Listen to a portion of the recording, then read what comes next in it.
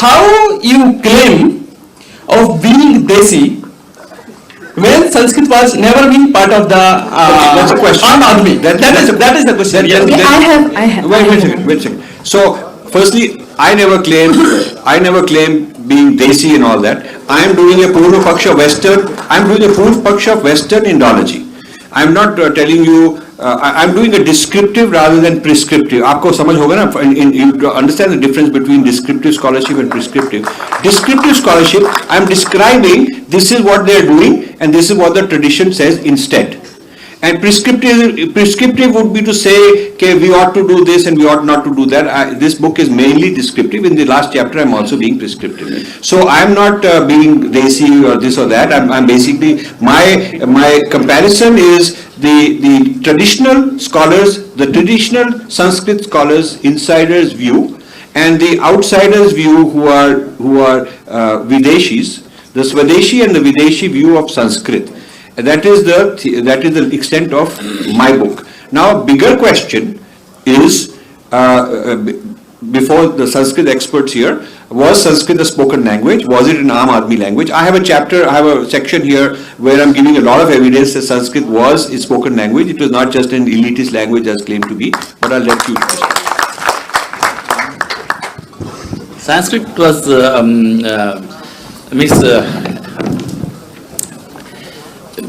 having heard the whole discussion, you are going back again. This is very much. Sanskrit was very much spoken language in India. We have several differences in entire Sanskrit literature. Mahabhasha, see Mahabhasha, Patanjali. He says that if you read Mahabhasha, you will understand that. He says that, you see, Shavati word is used as a going meaning in Kambhoja. But Aryas say it is not going, just means dying. So there is a user. He says, Shavati hi gati karma Kambhojeshu. Vikara yena Arya bhashante Shavayiti. So bhashante, he says. Arya speak like this. So that means very, very clearly Sanskrit was spoken language. And also he gives many other conversations. Let us think that Sanskrit was not spoken language. Pali and Prakrit were only spoken languages in ancient India. Then now my question is, you know how many poems are there in Sanskrit? Lakhs of poems are there in Sanskrit. For whom they were written? You say that nobody knows Sanskrit. For whom they were written in Sanskrit language. You see Kumara Sambhava, Raghuvamsha, and these are prominent poems, but hundreds, thousands of poems are there.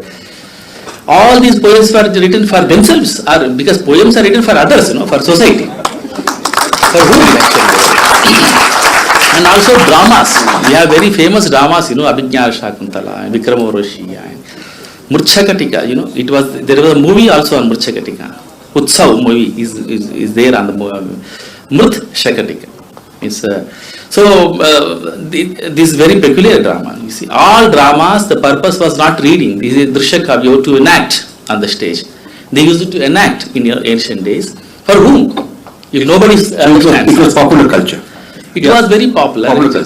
And Prakrit also was spoken language. We are not denying that, because that is evident by Sanskrit dramas, because combined dialogues are there. Sanskrit also was spoken language.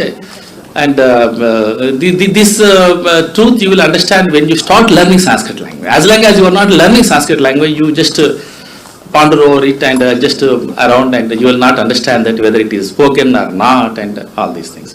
So better to start learning Sanskrit literature and entering into that. You will understand, you will find many evidences in that.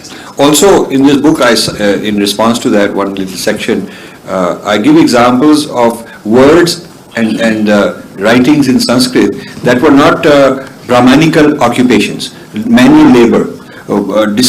Sanskrit words which only laborer would have any understanding, only laborer would find any useful.